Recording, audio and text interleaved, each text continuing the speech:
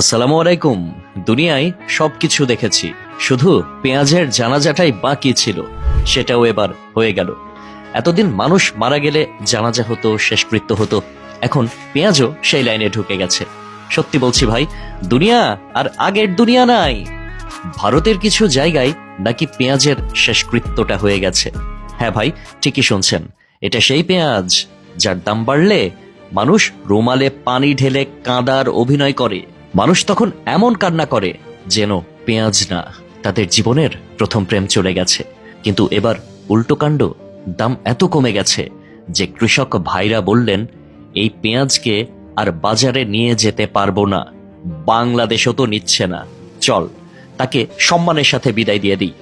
মানে বোঝেন, পেঁয়াজ বাজারে গেলে যেভাবে মানুষ তাকিয়ে থাকে, কৃষকরাও মনে করেছে পেঁয়াজের যত না দাম কম, মানুষের ঠাট্টাই আর সহ্য হচ্ছে না। কারো পেঁয়াজ মাটি চাপা, কারো পেঁয়াজ ট্রাকে বসে চুপচাপ আত্মসমর্পণ। আবার কেউ নাকি পেঁয়াজের সামনে দাঁড়িয়ে বলেছে, ভাই তোর দাম এত কম কেন রে, বাংলাদেশ নিচ্ছে না বলে এই অবস্থা। মানুষের কাছে গেলে তো আমাকেই লজ্জা করবে, এমন লজ্জা যে পেঁয়াজ তো দূরের কথা, বাজারে দাঁড়ানো আলুও বলে, আমার তো অন্তত কিছু সম্মান আছে রে ভাই, তুই বরং চেষ্টা কর বাংলাদেশের দিকে যাওয়ার। ভাবুন অবস্থা, ভারতের যে পেঁয়াজ একসময় আমাদেরকে কাঁদাতো, এবার উল্টো ওই দেশের কৃষকদেরই কাঁদিয়ে দিল। এমন কান্না যা পেঁয়াজ কাটার থেকেও বেশি তীক্ষ্ণ। আগে যদি কেউ পেঁয়াজ কাটতো, চোখ থেকে পানি ঝরতো, এবার পেঁয়াজ দেখলেই কৃষকের চোখ থেকে পানি ঝরছে। আনন্দের না, দুঃখের না, কি একটা অবস্থা, এটাকে জাতীয় পানি বলা চলে।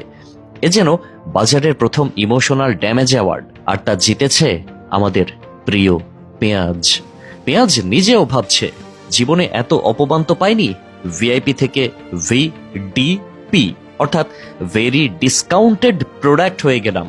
একসময় পেঁয়াজ এমন দাম নিয়ে বাজারে যেত যেন সে বলছে, দেখেন ভাই, আমার দাম এখন সোনার মতো।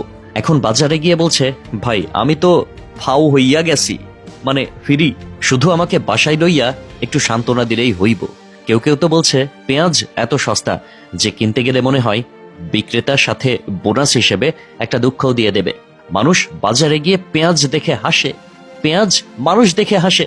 বাজারের ইতিহাসে এটা প্রথমবার ক্রেতা আর সবজি দুজনেই একে অপরকে দেখে মানসিক আঘাত পাচ্ছে। যাই হোক, পেঁয়াজের শেষকৃত্য শুনে হাসি পেলেও কৃষকের কষ্টটা কিন্তু একেবারে সত্যি। এটা ঠিক সেই ধরনের ঘটনা যেখানে মানুষ হাসে, কিন্তু হাসির ভেতরে একটা ব্যথা লুকিয়ে থাকে। কারণ চাষ তো করেন কৃষক, কিন্তু বাজার ঠিক করে রাজনীতি, আবহাওয়া আর ভাগ্য। আশা করি পরের মৌসুমে পেঁয়াজ আবার দাম বাড়াবে না, না হলে এবার আমরা দর্শক হয়ে নয়, শোকসভায় অতিথি হয়ে যাব। আর পেঁয়াজ তখন সবার সামনে দাঁড়িয়ে বলবে, ডিয়ার ভাইয়ারা, এবার আবার কাঁদার সময় হয়েছে, চলো কান্দি, কানতে কানতে চোখ ভিজাইয়া ফেলি। আল্লাহ হাফেজ।